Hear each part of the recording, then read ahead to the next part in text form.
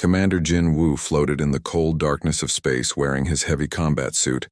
His magnetic boots clicked against the metal floor of what used to be Kepler Station. The mining colony was now a tomb floating in the endless black between stars. 3 hours ago, this place had been home to 3,000 people. Now it was nothing but twisted metal and frozen bodies drifting in the vacuum. Jin Woo had seen many battlefields, but this was different. This was not war. This was slaughter. The Vorthan Empire had come without warning. Their red ships had appeared from hyperspace like angry wasps. They did not ask for surrender. They did not demand tribute. They simply began killing every human they could find.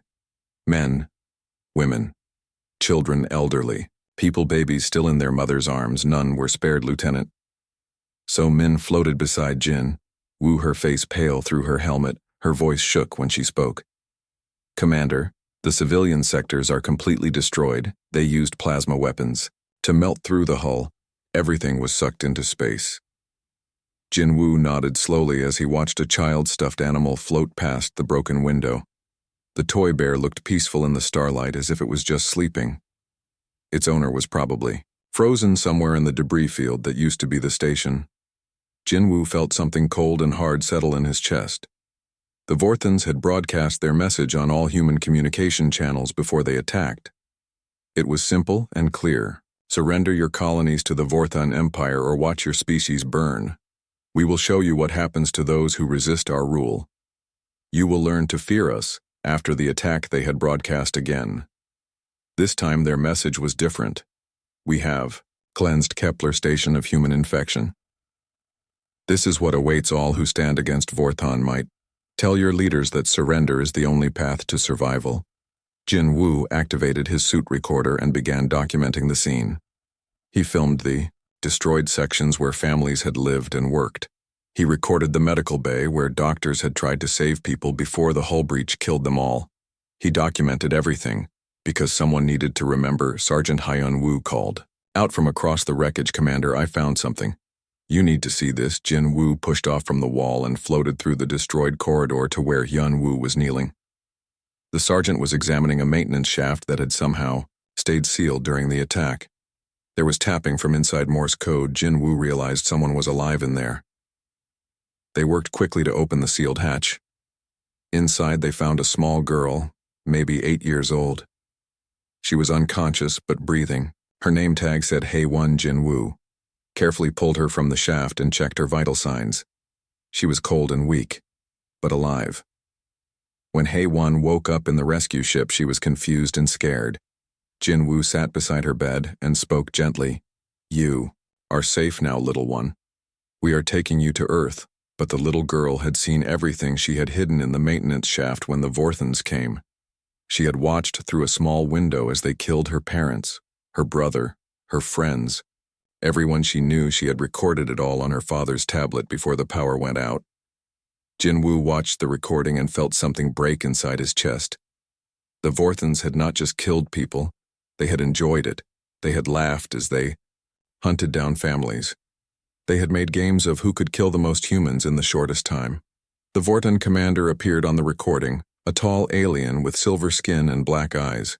He spoke to his soldiers in their clicking language, but the tablet translated his words. Hunt them down like animals, make them scream, make them beg. Let them know that humans are nothing but prey. Jin Woo turned off the tablet and looked at the sleeping child.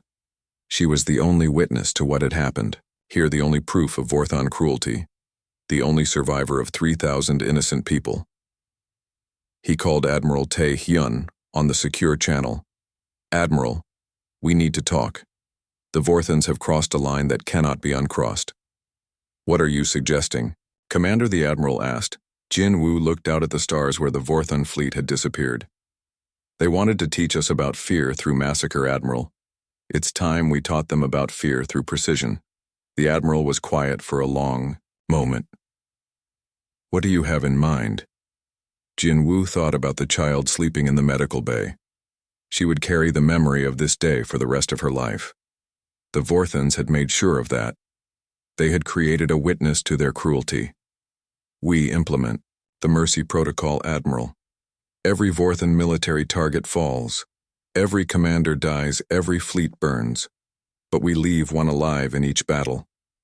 One survivor to carry the message back to their empire. And what message is that? Commander Jin Woo smiled, but there was no warmth in it. That humans remember everything, Admiral. We remember every slight, every insult, every drop of innocent blood, and when we come for them, we come with the patience of death itself. The Admiral listened as Jin Woo explained his plan. It was not about random killing or blind revenge. It was about surgical strikes designed to create maximum psychological impact. The Vorthans had introduced terror as a weapon.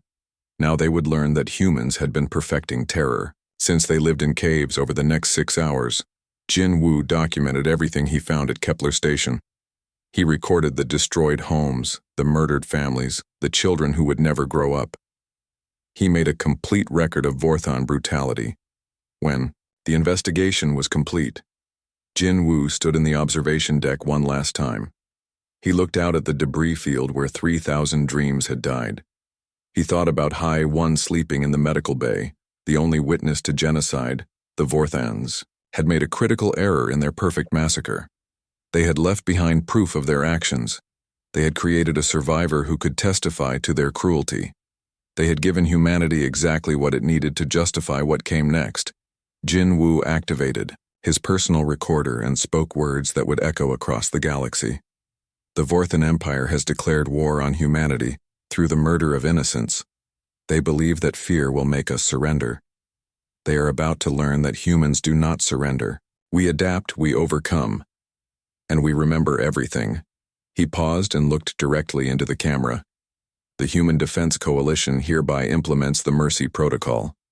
We will not match Vorthan brutality with random killing. We will show them something far more terrifying: precision patience, and the certainty that every crime against humanity will be answered. The recording ended and Jin Woo transmitted it to Earth Command. Within hours, it would reach every human colony, every defense outpost, every ship in the fleet. The message was clear. The age of human mercy was over. The age of human justice had begun, as the rescue ships prepared to leave Kepler Station. Jin Woo took one last look at the graveyard in space the Vorthans had wanted to send. A message about their power. Instead, they had awakened something in humanity that had been sleeping for too long.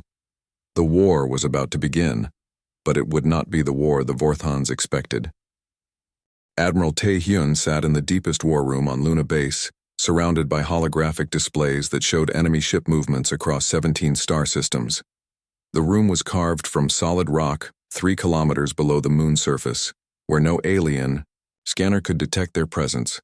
The emergency meeting had been called 12 hours after Commander Jin Woo transmitted his report from Kepler Station. Every senior officer in the Human Defense Coalition had dropped everything to attend this session. The fate of humanity would be decided in this buried chamber. Captain Minho stood before the main display screen, his face grim as he presented intelligence data on Vorthon military capabilities. The numbers were terrifying. The alien empire controlled over 200 star systems. They had a fleet of 10,000 warships. Each ship carried weapons that could turn entire planets into glass. The Vorthans also possessed something humans did not understand fully: psionic abilities that let them communicate instantly across vast distances. Their commanders could coordinate attacks on multiple worlds simultaneously, while human forces still relied on slower-than-light communications between star systems. Colonel Yoon-ji activated the tactical simulation programs. Her voice was steady, but her hands shook slightly as she ran battle scenarios.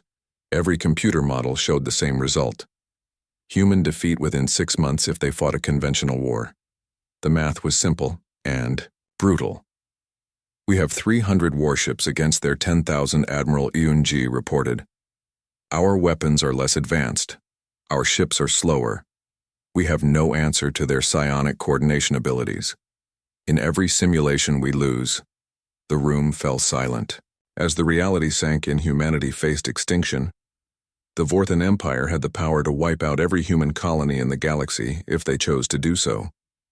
The massacre at Kepler Station was just the beginning of what could be a complete genocide. But Captain Ji-hoon had spent the last 2 years on deep reconnaissance missions behind enemy lines. He had observed Vorthon military operations up close. He had studied their tactics, their psychology, their weaknesses. "Admiral, I have something to report," Ji-hoon said, standing slowly. "The Vorthons have never faced an enemy like us before. Their entire military doctrine is based on overwhelming force and intimidation.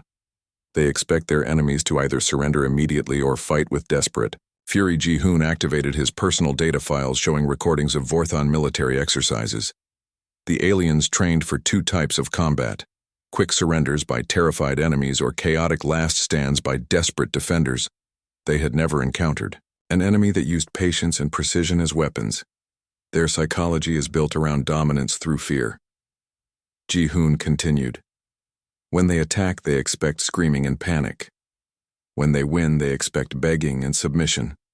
They have never fought an enemy that refused to break under pressure. Admiral Tae-hyun listened carefully as Ji-hoon explained what he had learned. The Vorthons were like school bullies who had grown up to command starfleets. They knew how to crush weak opponents, but they had never learned how to fight against equals who refused to be intimidated. The Admiral stood and walked to the main display showing Vorthon fleet positions. He studied the patterns for several minutes before speaking. "We will not fight there, or we will not meet their fleets with our fleets. We will not trade worlds for time. What do you propose?" Admiral asked Colonel Yoon Ji-tae.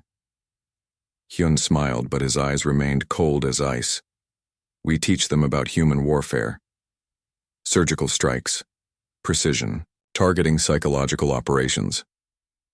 We turn their greatest strength into their greatest weakness," the Admiral explained his vision.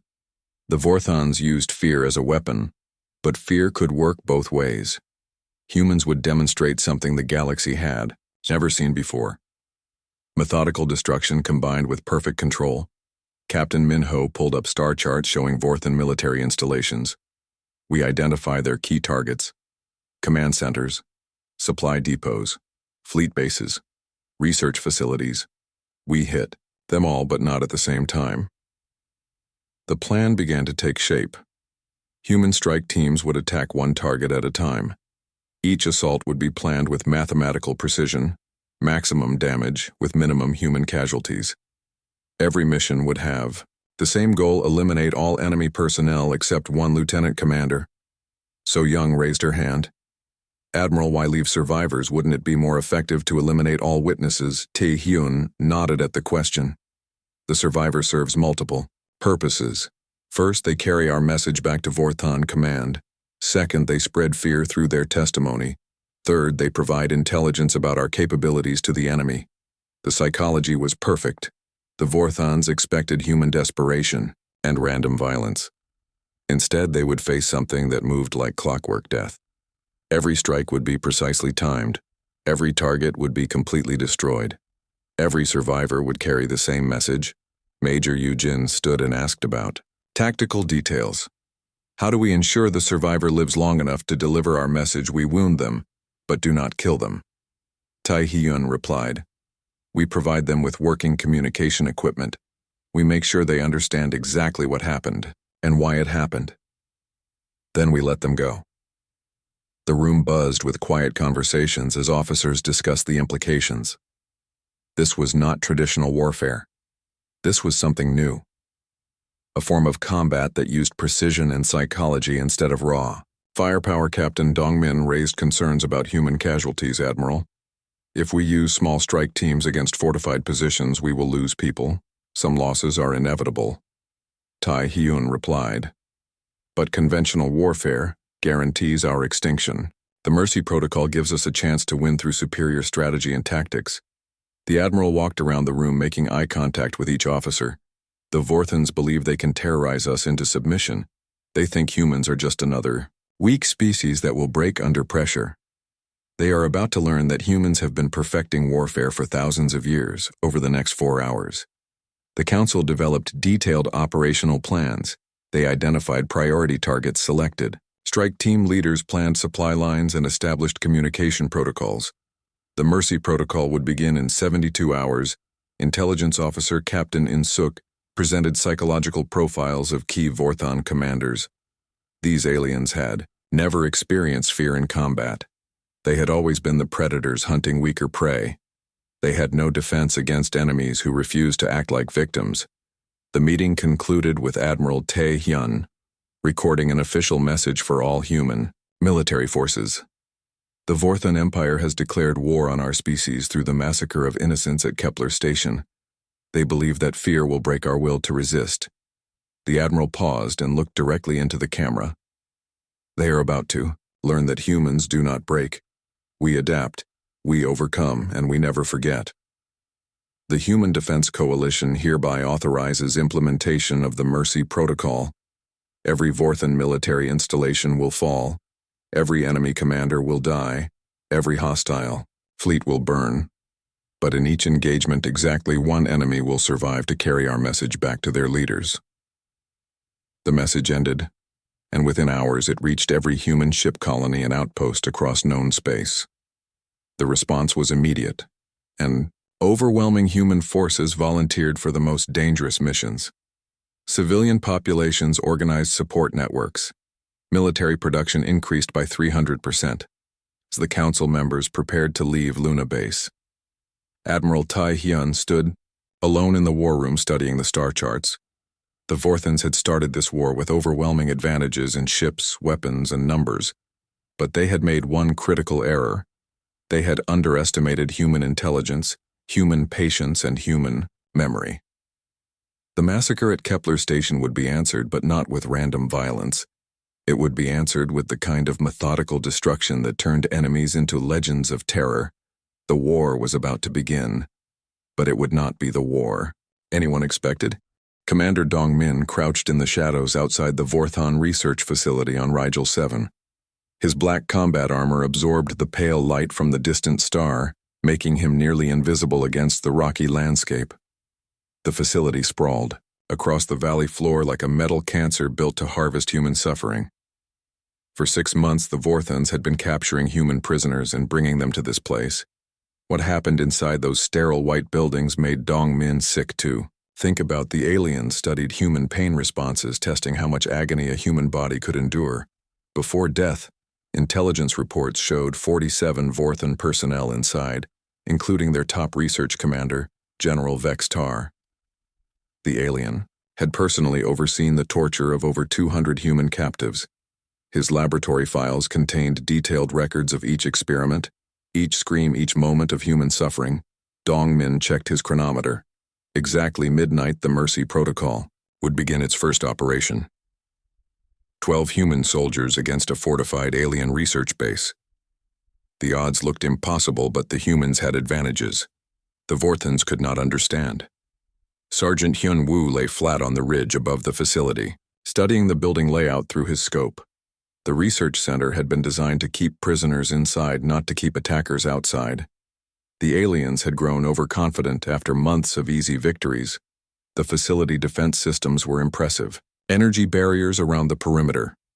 Automated weapon turrets on every rooftop, motion sensors covering all approaches.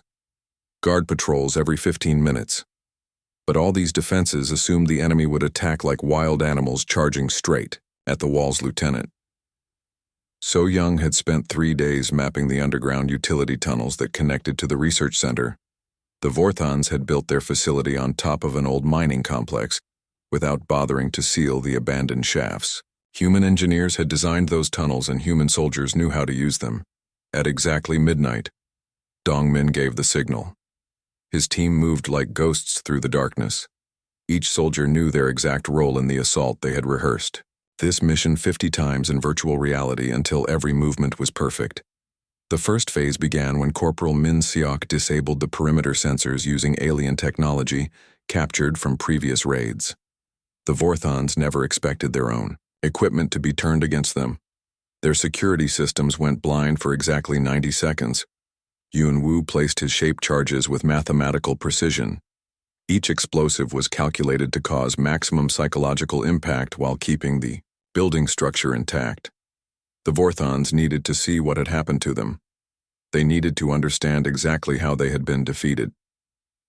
The charges detonated simultaneously, blowing holes in the facility walls at 12 different locations.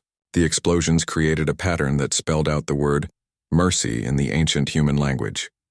The message was clear, but the aliens would not understand it until much later. Phase 2 began as human soldiers poured through the breaches like water, through a broken dam. They moved with terrifying efficiency, clearing each room with professional precision. Every shot was placed exactly where it needed to be. Every movement was calculated 3 steps ahead. The Vorthans had expected desperate human attacks, wild charges driven by emotion and fury. Instead, they faced something that moved like clockwork death. Each human soldier functioned as part of a larger machine designed for perfect destruction. Security cameras captured everything. The footage would later be transmitted across Vorthon space, showing how easily human forces penetrated their most secure facility. The aliens watched their elite guards die without landing a single shot on the attackers. Major Yujin led the assault team through the research laboratories where human prisoners had been tortured for months. The sterile rooms contained equipment designed specifically for causing pain, tables with restraints, devices for measuring human nerve responses, computers that recorded every scream. Each laboratory was cleared in exactly 30 seconds. The Vorthon researchers died quickly and professionally without time to understand what was happening to them.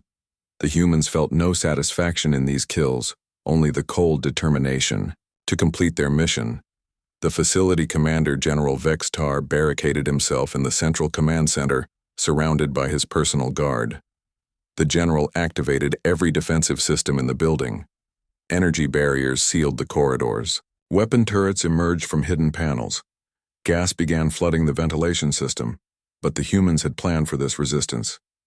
Sergeant Hyun Woo detonated secondary charges that cut power to the defensive systems. Lieutenant So Young released counteragents that neutralized the poison gas. The barriers flickered and died, leaving the command center exposed. Vextar fought like a cornered animal.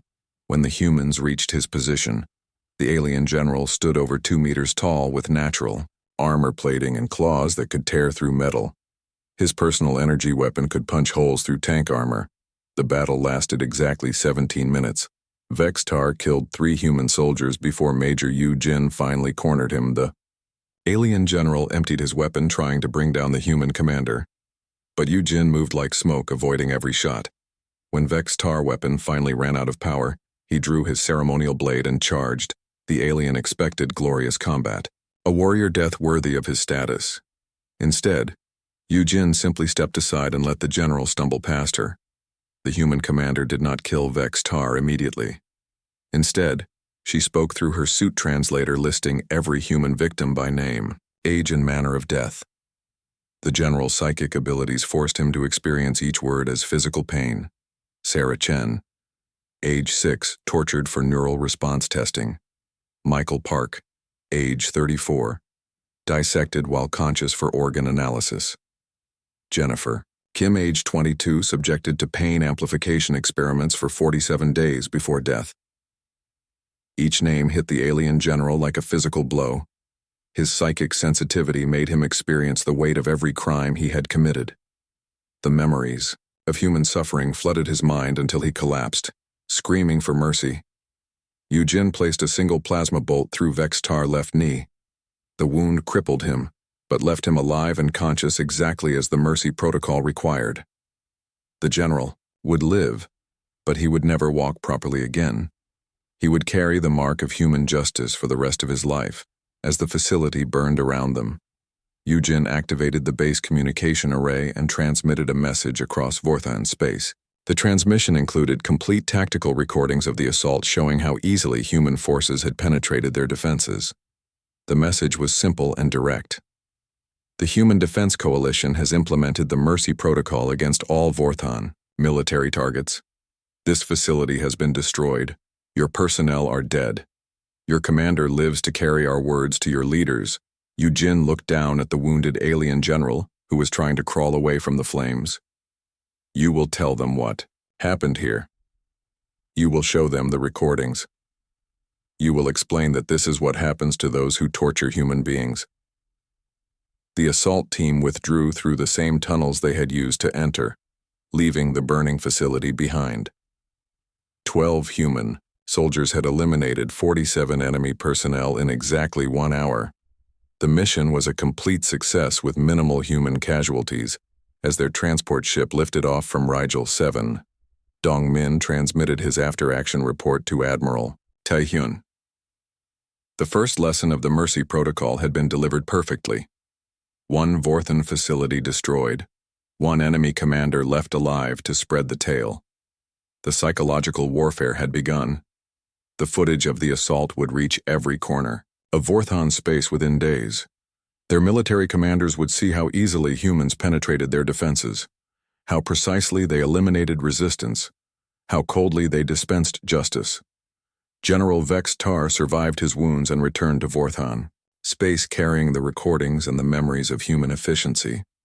His testimony would spread through their military hierarchy, like a virus infecting their confidence with doubt and fear. The first lesson was complete, but it was only the beginning. Fleet Admiral Mordak stood in the command center of the Vorthan capital ship, watching holographic displays that showed the destruction spreading across his empire. 17 military installations had been destroyed in the past month, all by human forces that seemed to appear from nowhere and vanish just as quickly. The pattern was always identical. Overwhelming human victory, followed by total facility destruction, and exactly one survivor left to tell the tale. These witnesses returned to Vorthan space carrying recording devices and memories that spread terror through the military ranks like a plague. General Vex Tar limped into the briefing room, his left leg still weak from the plasma bolt that had crippled him on Rigel 7. His face was pale and his hands shook as he activated the holographic display. The recordings from his facility showed humans moving through Vorthan defenses like ghosts of death. Admiral, the humans are not fighting like any enemy we have encountered, before Vex Tar said, his voice barely above a whisper. They move with perfect coordination. Every shot is precisely placed, every explosion is mathematically calculated. They fight like machines, but think like predators. Mordak studied the tactical data from 17 different human assaults. The enemy forces never used more than 20 soldiers per attack, yet they consistently defeated Vorthan units 5 times their size. The human casualty rate was almost zero, while Vorthan losses were always complete.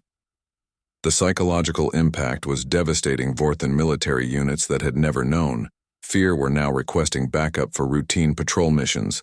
Elite forces genetically enhanced for combat were refusing to operate in sectors where humans might be present. Captain In-suk monitored enemy communications from the stealth ship. Hidden Blade positioned deep in Vorthan space. Her translation computers worked constantly decoding military transmissions that revealed the growing panic among alien commanders. The fear was spreading faster than any physical contagion. Vorthan officers shared stories about human capabilities that grew more terrifying with each retelling. Supply convoys refused to travel routes that might bring them near human forces. Transport crews demanded triple pay for missions in contested sectors. In-suk documented how the alien military hierarchy was breaking down under psychological pressure. Veteran commanders who had conquered dozens of worlds were suddenly second-guessing their most basic tactical decisions. The mere possibility of encountering human forces was paralyzing entire fleets. Commander Jae-sung led reconnaissance missions that penetrated deep into Vorthan territory. His reports showed an empire strangling itself with its own fear. Their supply lines were collapsing as transport crews refused to operate near human space. Military production was falling as workers fled industrial centers. The Vorthans had built their empire on intimidation and overwhelming force. They had never developed strategies for fighting enemies who refused to be intimidated. When their psychological weapons failed, they had no backup plans, no alternative tactics. Lieutenant Wu Jin analyzed, captured, fourth-hand military communications and found evidence of complete strategic confusion. Their high command was issuing contradictory orders. Fleets were being recalled from successful campaigns.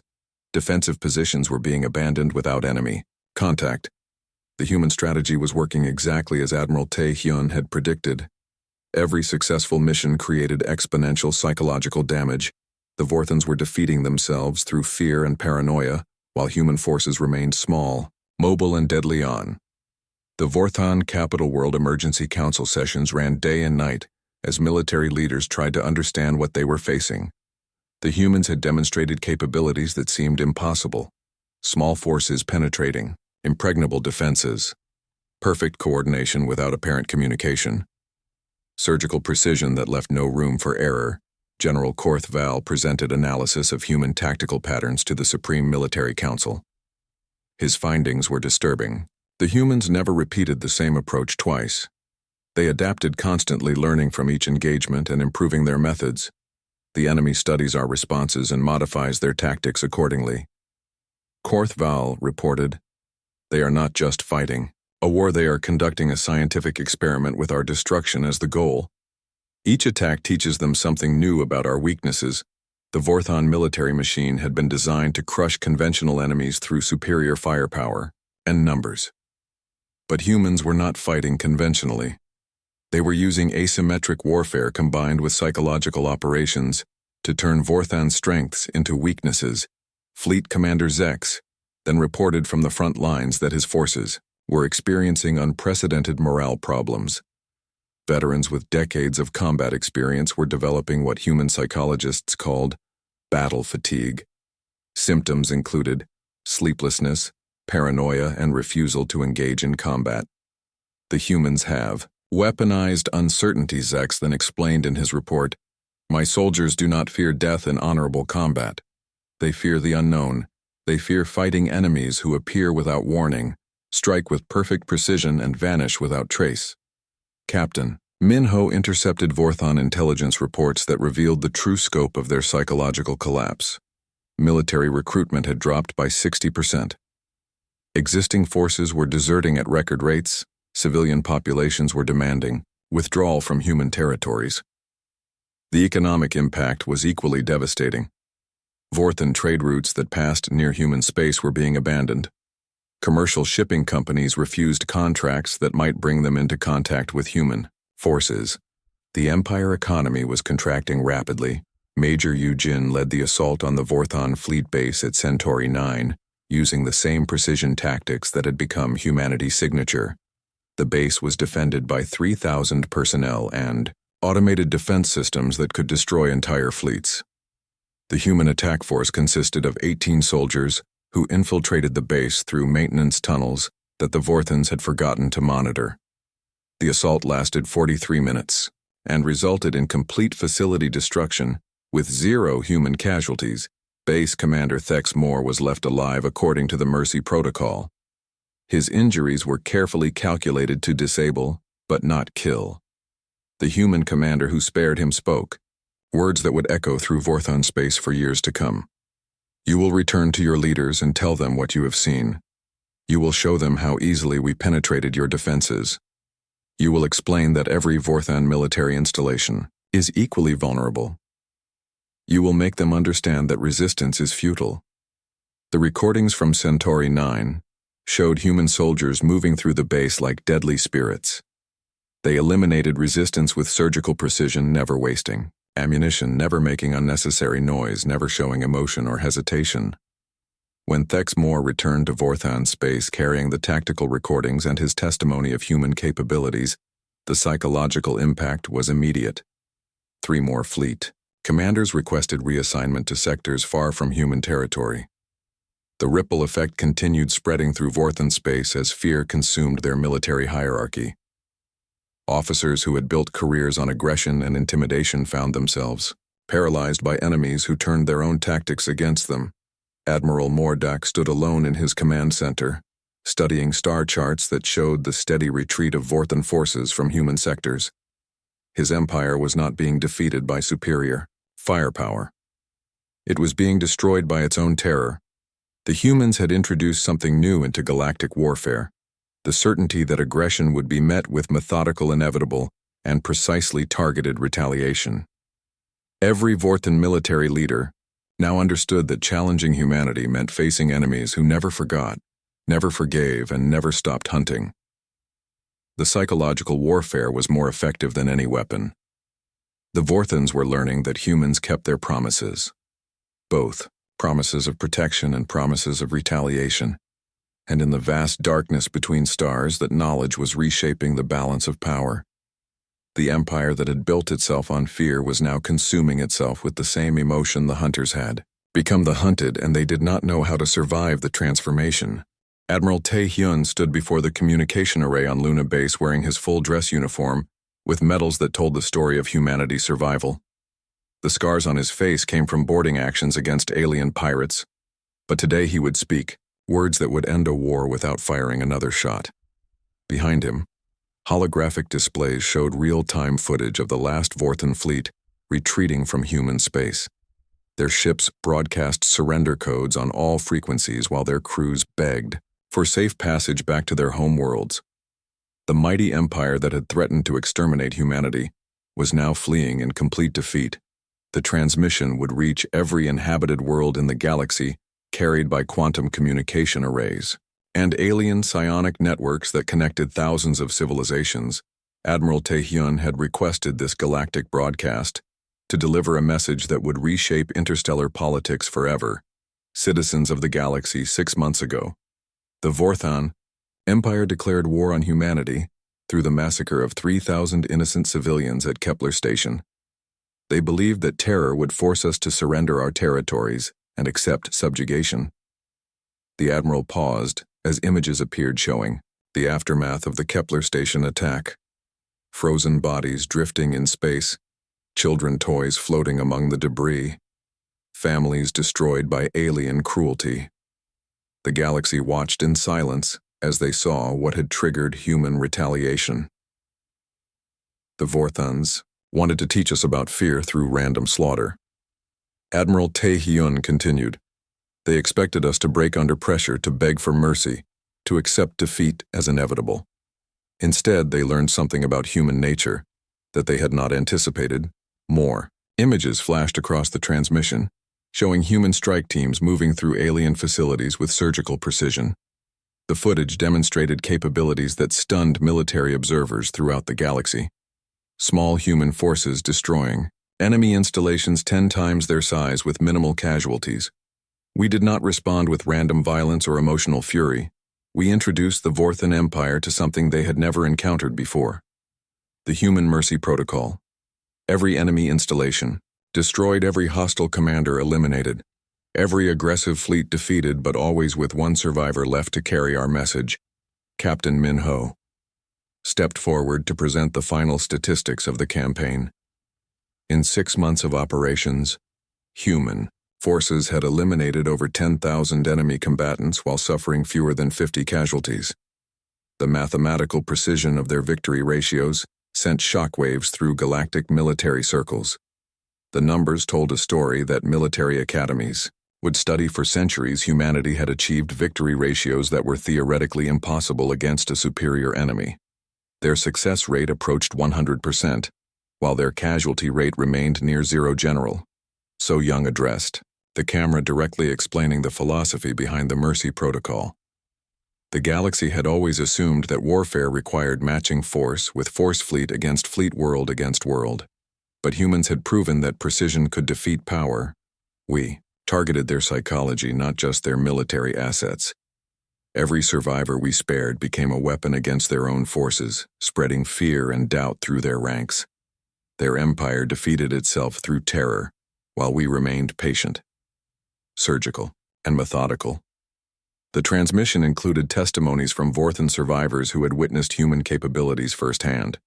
General Vextar spoke from his hospital bed, describing how human forces had moved through his research facility like ghosts of death.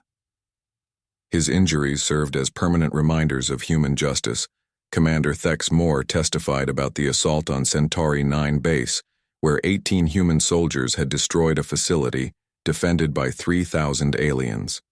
The precision of the attack had been so perfect that automated systems recorded no evidence of human presence until the explosions began. The psychological impact extended far beyond military circles. Commercial shipping companies throughout the galaxy began requesting human security escorts for valuable cargo runs. Insurance rates dropped dramatically for vessels flying under human protection. Banking institutions offered preferential rates for human colonies.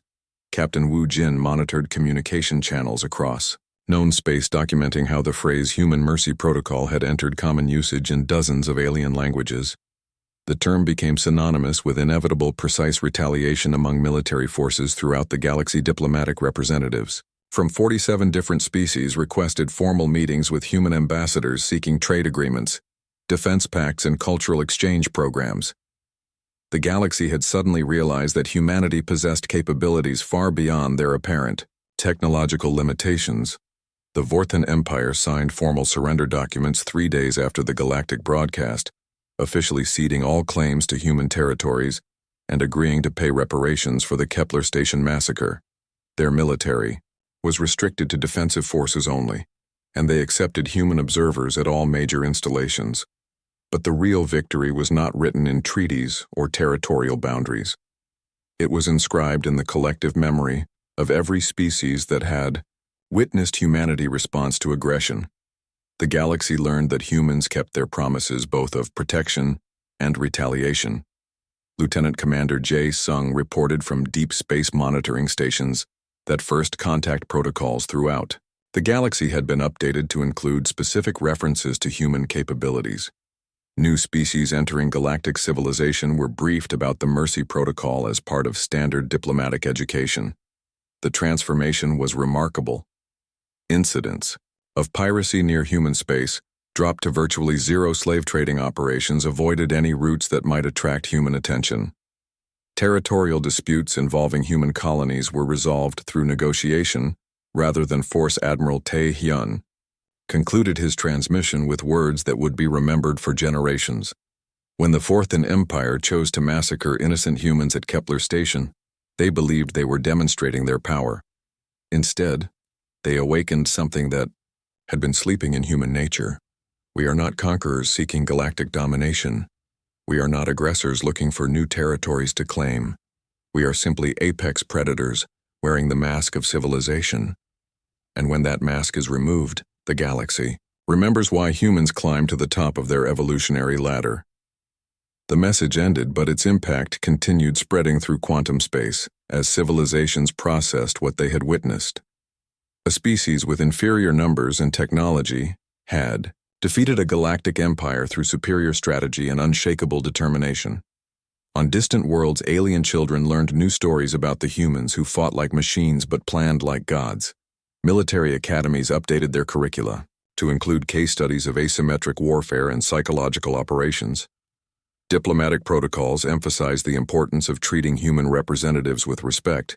8-year-old Hai One now lived safely on Earth in a home provided by the Defense Coalition. She attended school like any normal child, but she carried memories that had changed the course of galactic history. Her survival had justified everything that followed. The little girl who had hidden in a maintenance shaft while her family was murdered had become the witness whose testimony launched the most successful military campaign in human history. Her recorded evidence of Vorthan cruelty had provided the moral foundation for the Mercy Protocol. Years later, when Hai One grew up, she would join the diplomatic corps, helping to negotiate treaties that kept the galaxy peaceful. Her childhood trauma had been transformed into a force for interstellar stability and cooperation. The Human Mercy Protocol remained official, military doctrine long after the Vorthan surrender. Its reputation alone prevented conflicts that might have cost millions of lives. The galaxy had learned that humans were not prey to be hunted, not subjects to be conquered, not experiments to be studied. They were the species that remembered everything, adapted to any challenge, and never stopped hunting those who threatened innocent lives. And in the vast darkness between the stars, that knowledge kept the peace more effectively than any fleet or fortress ever could. The age of human mercy had ended, but the age of human justice would endure forever.